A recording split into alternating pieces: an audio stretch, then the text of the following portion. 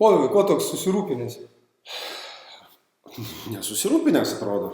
Tai sekmadienis esu ofise ir krūva darbų. Tau ką taip nebūna? Būna, žinok, ir pas mane tas pats dabar, nes nesuprantu, kažkaip daug visokių minčių, daug kažkokių projektų nedarytų, nepradėtų arba pradėtų, bet nepabaigtų ir nežinau, ko čia griebtis dabar.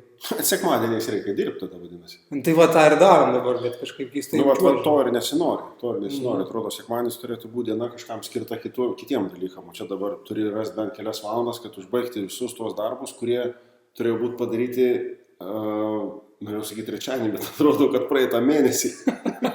Tai va, kažkokia turėtų būti išeitis iš to sprendimas, kaip manai, ką čia galima. O tu turi daug tokių darbų, kurie yra užsivilžkę, tokią krūvą turiu, kad net nežinau, nuo ko pradėti įtraukti tą krūvą. Man tas pats. Klausyk, žinau, vieną mintį, žinau. Kokia? Yra tokisai kaip ir metodas 10 dienų, kuris padeda tą dalyką išspręsti, taip intensyviai padirbėti. Mokymai? Nu, seminaras, webinaras, toks kažkas tai va tokio. O tikrai padės? Ką žinau, reikia išmėginti. O tai kas jį ves? Tai mes ir vesim. Geras, galim pabandyti.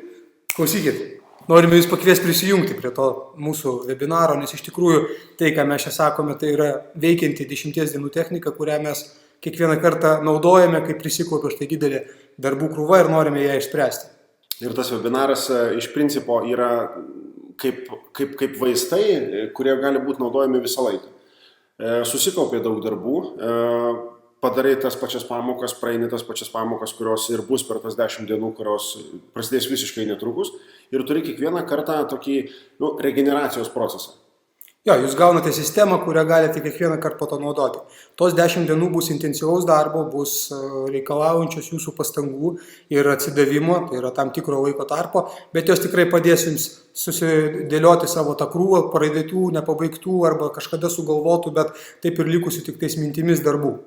Visą tai buvo išbandyta, mes tą pasidarėm patys ir kiekvieną kartą, kada matom, kad jau reikia kažką tai naujai imtis ir vėl susikaupia seni darbai, mes pasidarom tą patį ir turim vėl išvalytą tiek protą ir tiek tuščią savo darbų kalendorių. Todėl kviečiam jūs prisijungti ir puikiai, efektyviai, rezultatyviai pabaigti šios metus tam, kad pasiruošti kitų metų darbams. Susitikim webinare. Sėkmės. Iki.